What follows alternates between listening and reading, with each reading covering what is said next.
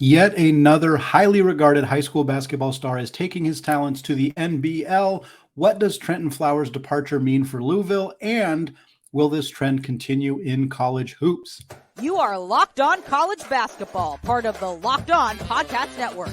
Your team every day.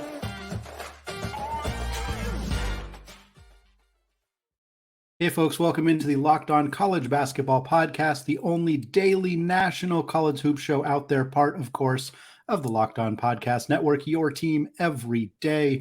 I'm your host, Andy Patton. Solo episode today. We got some discussion on guys leaving the States to play overseas. We'll talk about Trentyn Flowers in the first segment there. We're also going to reverse it and talk about guys coming from Europe over to the United States, including Luka Krajnovic, the newest player for Mark Few and the Gonzaga Bulldogs.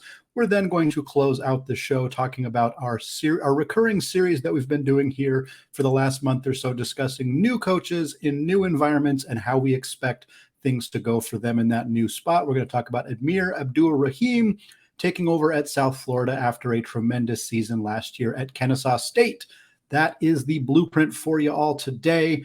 We're going to lead off talking about Trentyn Flowers, the biggest news in college basketball on Monday afternoon. Flowers, for those of you who weren't familiar, was part of a really tremendous early off-season kind of series of moves for Coach Kenny Payne and the Cardinals. We saw them get Sky Clark, a transfer from Illinois, who obviously there's some questions on what Sky Clark is going to be able to bring. He was only lasted about half a season at Illinois before entering the transfer portal, sitting out the rest of the year, and of course coming to Louisville. They get Dennis Evans coming in, a really highly regarded recruit, big man center coming out of Minnesota. Should be a really nice piece for Payne and company. And then they had Trentyn Flowers coming in as well. That was kind of the trio of new players joining this program. They also had Trey White out of USC, a transfer that I think could make a big impact for that program in Kentucky. But now in mid-August, as the college basketball season gets closer, as the academic school year gets much closer, we see Louisville lose a big part of next season's roster. Trentyn Flowers, who initially reclassified from 2024 to 2023, had been working out with Louisville all summer long, decides to go to the NBL and play for the Adelaide 36ers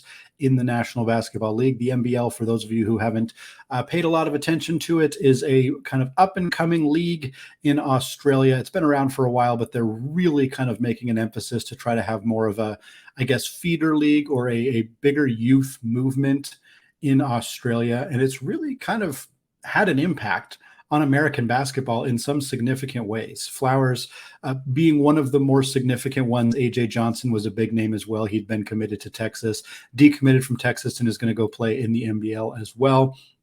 Flowers, a five-star player in the class of 2023.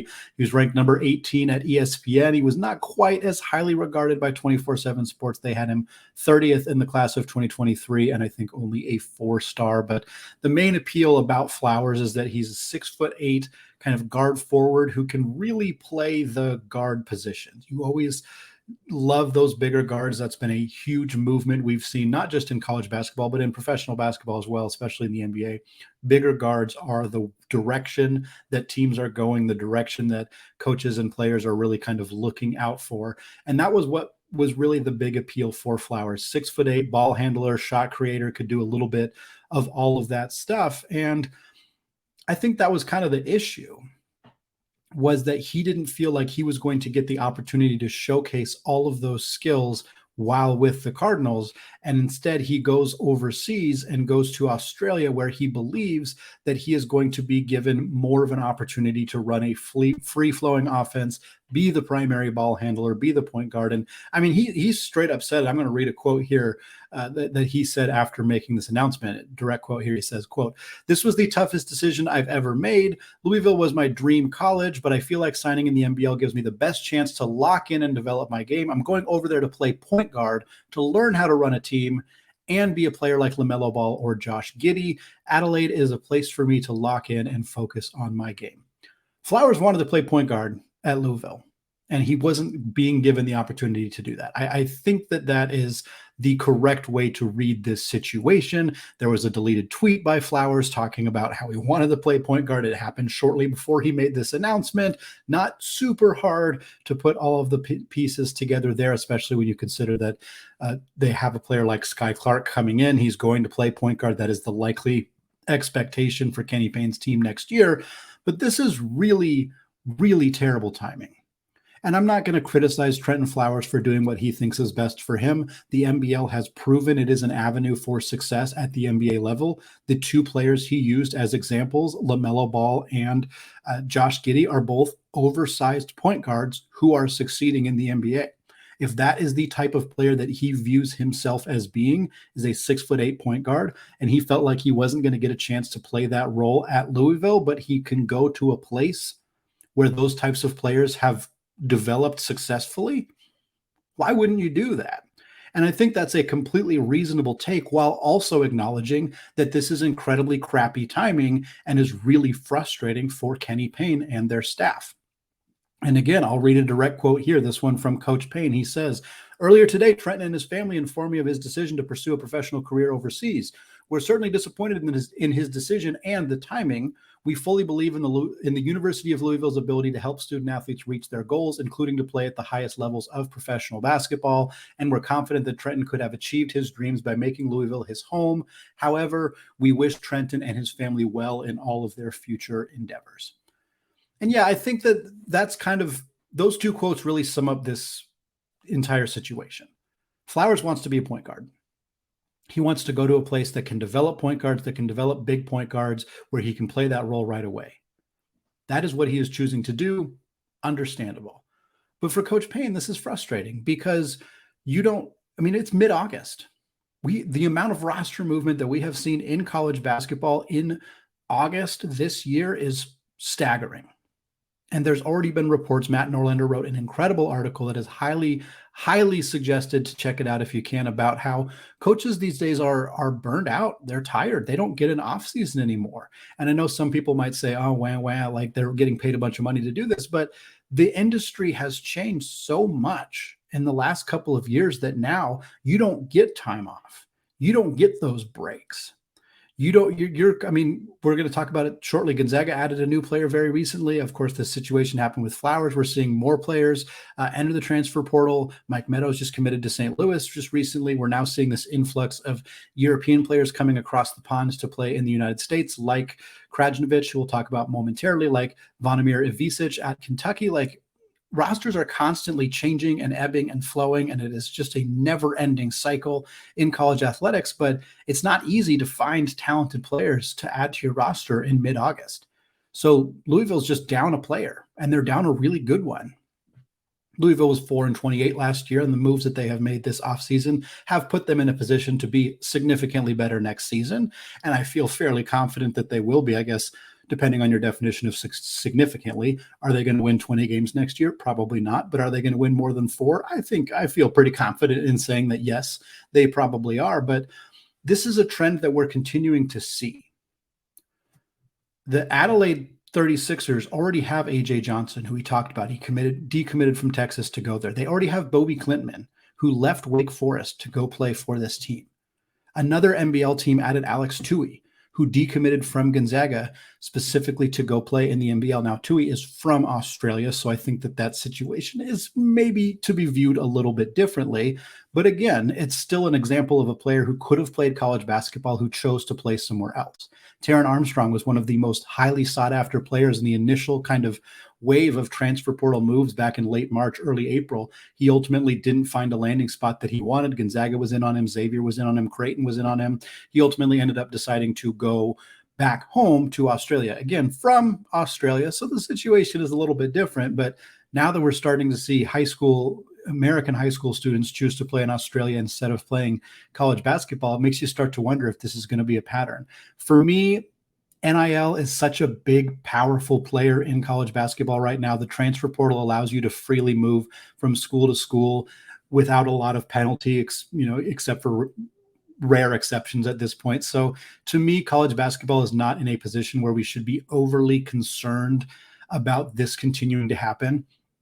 Will it continue to happen? Yes, but it's also something that has happened in the past. It's not completely brand new. It does feel like there's been a bit more of an influx of it, particularly with Australia, as they are trying to kind of, again, build a developmental system that hasn't necessarily been there in the past. And they're finding ways to get some pretty high profile players to join them. And that's great for them. And that's just kind of how this system works. Like we said, we're going to talk in the entire second segment about players coming from Europe back to the United States. So it's not like this is a one-way street. Players are going back overseas. They're going to Australia. They're leaving college basketball. They're leaving high school basketball. That is happening. But at the same time, schools like Gonzaga and like Kentucky and like Arizona are making it really, are proving that it's possible to bring those players back this direction as well. And that's what I want to talk about in the second segment. There has been this influx of high school talent heading overseas, but the reverse has been happening as well. And Gonzaga was the latest school to capitalize on this by adding Luka Krajnovic from Croatia. More on that move and this continued influx after a word from today's sponsor, Nutrafol. You don't have to choose between better hair growth and your health. Nutrafol provides a whole body health approach for men that promotes healthier hair. No drugs, no compromises, just better hair. Did you know that 80% of men will experience hair thinning in their lifetime? It's normal, but it doesn't have to be your fate. You can get ahead of thinning with Nutrafol. Nutrafol is the #1 dermatologist recommended hair growth supplement clinically shown to improve your hair growth, visible thickness, and visible scalp coverage. So go to Nutrafol.com/men to take their health wellness quiz. Identify causes of your thinning hair, and Nutrafol will give you a personalized plan for better hair health through whole body wellness. Take the first step to visibly thicker, healthier hair. For a limited time, Nutrafol is offering our listeners $10 off your first month subscription and free shipping when you go to Nutrafol.com/men and enter the promo code LOCKEDONCollege. Find out why over 4,000 healthcare professionals recommend Nutrafol for healthier hair. Nutrafol.com/men, spelled Nutrafol.com/men, and enter the promo code LOCKEDONCollege. That's Nutrafol.com/men, promo code LOCKEDONCollege. All right, folks, I want to thank all of you for making Locked On College Basketball your first listen or your first watch of the day. Shout out to those of you checking out the show on YouTube. And of course, shout out to those everyday listeners as well. We got more fun stuff coming your way later this week. We'll continue to talk conference realignment, what's going on with the ACC. We're going to talk some more NIL stuff as well. And of course, keep you updated on any other realignment news and any other transfer portal or, of course, European talent coming over to the United States.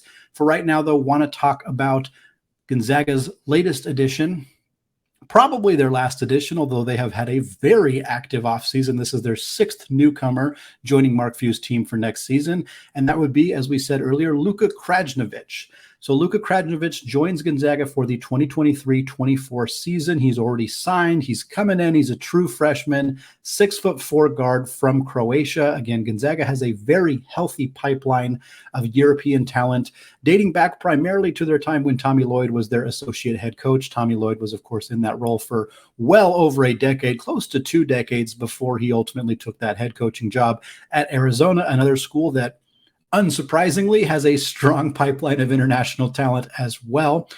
For Gonzaga, they add Krajnovic out of Basko Zagreb, is the team that he was playing for in Croatia. He averaged 17.5 points, 4.5 boards, and 2.5 assists per game. Very efficient score, about 59% on 2-pointers, about 36% from deep. He actually won the most improved player in the Croatian league and was a second teamer. All this at age 19. Very, very talented, very exciting young player coming over to Spokane. Played for Croatia's U18 team in the last 2 seasons. In 2022 FIBA EuroLeague championships, he averaged 13, 5, and 4. And he also got some opportunities to train with Croatia's senior national Olympic team as well. Mark Few, very excited about the addition. His quote here in a press release for Gonzaga says, "Luka is a guard that can really help us. He is versatile and has decent size. He also had good experiences playing against older guys back home in Croatia." And I think that's a key here, not just for Gonzaga, who has added 2 older international student athletes in the last year. They added Krajnovic coming in this year. They also added Jun Sok Yo, who joined the team in January of last year, has yet to play, but is 21 years old. And I think this is something we're seeing a lot of colleges, including Gonzaga, including, of course, Arizona, as we mentioned earlier, UCLA, are looking to add international talent that maybe has more experience or is a little bit older that can maybe come in and play right away. And this is a really logical direction to go, because right now, signing high school students with the expectation that, hey, this is a guy who might contribute in year 3, maybe they'll get an uptick from year 1 to year 2, but we really expect them to be like a guy who blossoms in year 3. This has been a big part of Gonzaga's development in recent years, is 2, 3, 4-year plans for guys. And not just Gonzaga, many other programs have used kind of this sign and stash strategy. If you sign a 4-star kid or a high 3-star kid who you really believe is a late bloomer, and you kind of just let them develop behind the scenes with your coaching staff, your training staff, get them up to speed, and then kind of unleash them in a couple of years. That's a lot harder to do in the transfer portal era. And by a lot harder, I mean kind of impossible. It's really difficult to do. So you're starting to see teams prioritize either getting players who are transferring after their freshman year so that they can get a guy who is much less likely to transfer again. It's guys like MJ Rice transferring from Kansas to NC State. I think that's like a huge addition for NC State, because they get a guy who is not quite a freshman, but is far less likely to depart the program, because he would have to then apply for a waiver, which it's unclear at this point how willing the NCAA is going to be at giving out those waivers. But if they tighten up on that, those players become more valuable. But it also makes sense to go get 19, 20, 21-year-old European kids who are going to contribute right away. Yeah, they're still able to transfer if they choose to. They may not stick around for as many years. They may go back home. They may try to jump to the NBA sooner, whatever. But you're getting somebody who's going to contribute to you right away. And I think that's something that we're starting to see teams, especially here in mid-August, when the talent pool of transfers, the talent pool of high school students is just pretty dried up. I mean, the transfer portal right now, there are still a lot of players out there, and there are still decent players out there who are going to make a difference. But for the most part, it's most of the kids who are going to transfer and be impactful Division I players, especially at high-profile programs like UCLA, Arizona, Gonzaga. They're already committed. They're not available anymore. And so if you still have roster spots, you still have spots you want to fill, go find players overseas. And NIL allows us to be able to pay those players. And there's still some complications with that. And I know some people are unsure. I'll admit to not fully understanding exactly how it works, but I know that those student athletes are getting paid. They are able to get some kind of compensation from their schools and are choosing to come to the United States for the ability to play college basketball, get more recognized by NBA scouts, and also make some money. That is a factor. That is a part of it as well. And again, I'm mentioning the same couple of programs because they're the programs that are really doing this. Mick Cronin barely recruits high school players anymore. I mean, he is all over the international map, and they could start 5 international players and be one of the best teams in the country. Ade Mara is a huge addition for UCLA out of Spain.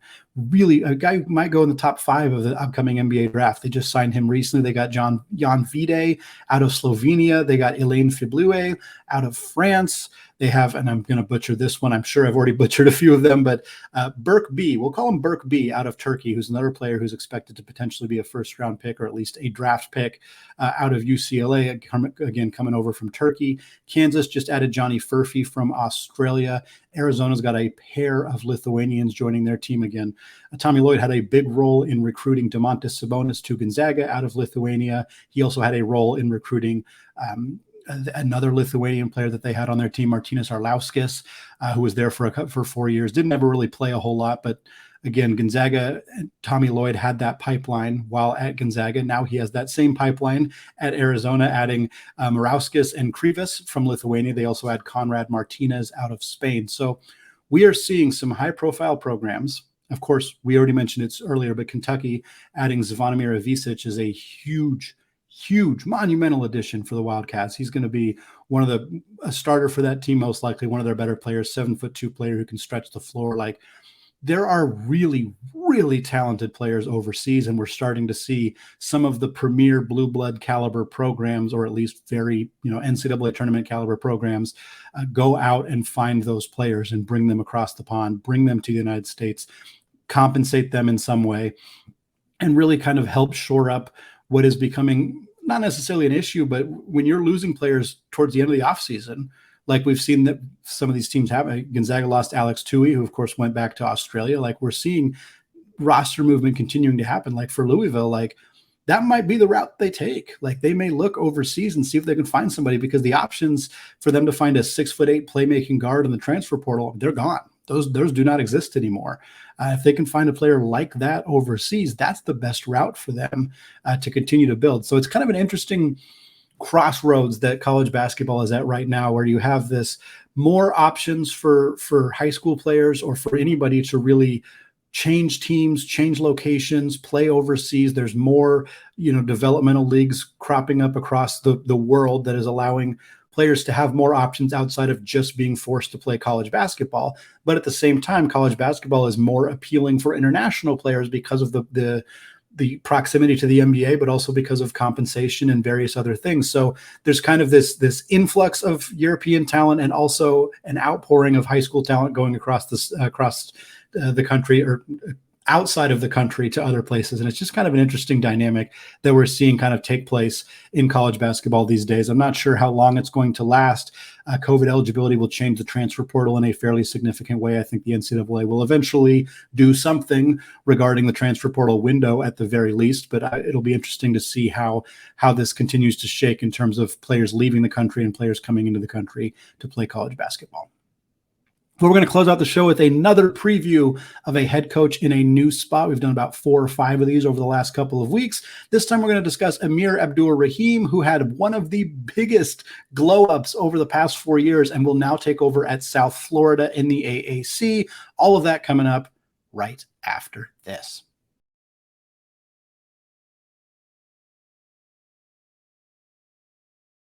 All right, folks, segment 3, still Andy Patton, still Locked On College Basketball, switching away from our European invasion conversation that we were having there to talk about a new head coach, or at least a coach joining a new program. Done this a handful of times already on the show. We talked about Tony Skinn and Ryan Odom in the A-10. We talked about Jason Hooten taking over at New Mexico State. We talked about Damon Stoudemire taking over at Georgia Tech.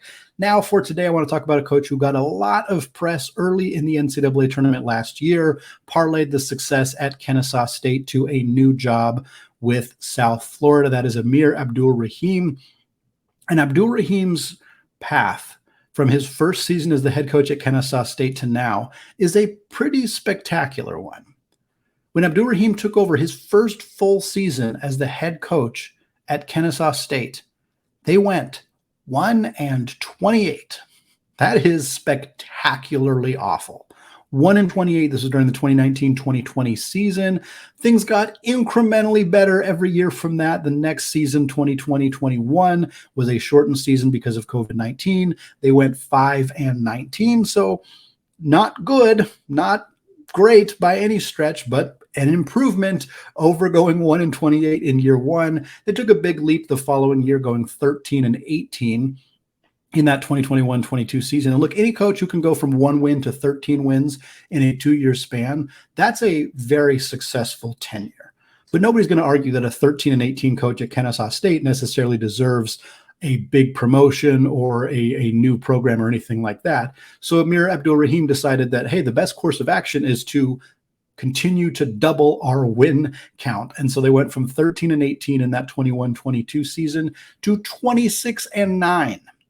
Monster change, literally twice as many wins, half as many losses, directly doubled that win total. They won the Atlantic Sun regular season title. They won the Atlantic Sun conference title. They went into the NCAA tournament as a 14 seed. Again, a team that went 1-28 4 years ago was now in the NCAA tournament as a 14 seed, playing a 3-seed Xavier squad, led, of course, by Sean Miller.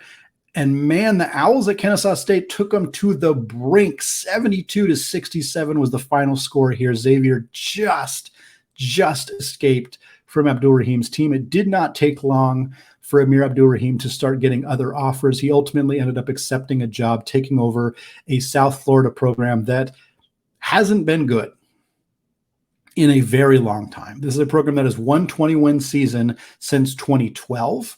They were in the Big East Conference. They kind of were one of the teams that left the Big East during that mass exodus in 2013.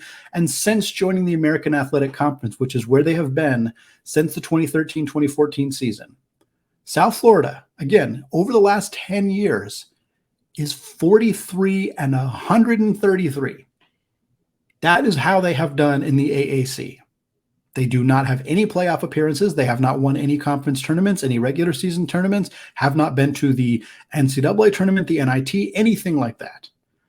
This team has been mired in below mediocrity for a decade.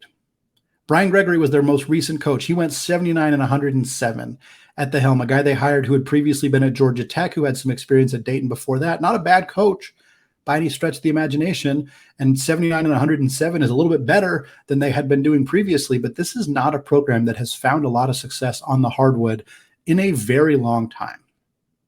And now they bring in a coach who, again, turned around a borderline destitute Kennesaw State program and turned them into an NCAA tournament team in 4 years. Can Abdur-Rahim do the same thing at South Florida in a new look American Athletic Conference? That is the question. So far, a lot of moves. And whenever you have a new coaching change and whenever you ever have a program that wasn't in good shape prior to the coaching change, you expect to see a lot of roster movement. Wasn't Pitino levels of movement. Pitino brought in 13 new players at St. John's. Didn't quite see that at South Florida, but there were 7 players who entered the transfer portal. They lose Russell Tachua, who was their second leading scorer, averaged 11-9 last year. He transfers to Georgia, but they do add 6 players in the transfer portal. 3 of them following Abdur-Rahim from Kennesaw State. Not surprising to see that as well. That's Chris Youngblood, a 6'4" junior guard who averaged 15-5 last year. That's Brandon Stroud, a 6'6" junior guard who averaged 9.2 and 6.5 boards. And Kason Jennings, another 6'4" junior guard who averaged 6 and 2 last year for Kennesaw State. So those are the 3 additions from Kennesaw State. They also brought in 3 other transfers, including Jose Placer, a 6'1" guard from North Florida. He was a 2-time All-ASUN performer. He averaged 14.3 points over his 3 seasons at North Florida. That's a really nice player to come in and start kind of rebuilding your team with a new point guard who's proven to be a very, very high-level scorer at the ASUN level. Kobe Knox is a 6'5" guard from Grand Canyon. First year last year, 5 points per game, shot 41% from deep. So nice to have a guy coming in who can shoot like that. And then they also had Malik Ewin, a former top 100 prospect who committed to Ole Miss last year, barely got on the floor last year for the Rebels, 14 games, only 6 minutes per game. But again, former top 100 prospect, and he falls into that category we were talking about earlier of adding a player who has already transferred once but has multiple years of eligibility remaining. Because if Ewin becomes a guy, if he becomes lives up to that top 100 billing, which top 100 prospects are going to do pretty well at South Florida in the AAC, if he becomes that guy, it's more difficult for him to transfer again. So that may mean Abdur-Rahim in South Florida get him for 3 years of pretty high level production. It's a possibility. It's a bit of a gamble, but it's certainly a possibility. I'm very excited about what Abdur-Rahim is going to bring to South Florida. The AAC, I think people will look at Houston leaving, they'll look at Cincinnati leaving, and they'll kind of think, oh man, like that's a conference that's going to be a lot more wide open. And certainly losing Houston definitely contributes to that. But you have Memphis still in the fold, and you also add a tremendous group of schools from Conference USA in FAU, who's a potential top 10, top 5 team heading into the preseason. You add Charlotte, you add UAB, you also add North Texas, all programs that had a lot of success last season. So I think AAC is still going to be solid. I don't think Abdur-Rahim is going to turn this program around in year 1. I also don't think he's going to go 1-28 in year 1, mind you, but if we see steady increased improvement like we did from him in his time at Kennesaw State, don't be surprised to see South Florida being a team that's in NCAA tournament consideration, finishing in the top 3 or 4 of the AAC within a couple of years, because I think Abdur-Rahim is the kind of coach who could legitimately turn around a program that hasn't been good in a really long time. I think this is a coach who could come in and do that. And if he does, if 3-4 years from now, this team's in that conversation, don't be surprised to see him get an even better Power 5 job for the future. All right, that's going to wrap us up for today here on the Locked On College Basketball Podcast. Thank you all so much for taking time out of your day to listen to the show. We very much appreciate it. We got more NIL conversations, more conference realignment conversations, more transfer portal, all that good stuff coming your way later this week on Locked On College Basketball. Don't forget to hit that subscribe button if you have not done so yet. But once again, of course, thank you all for listening. And until next time, as always, peace out.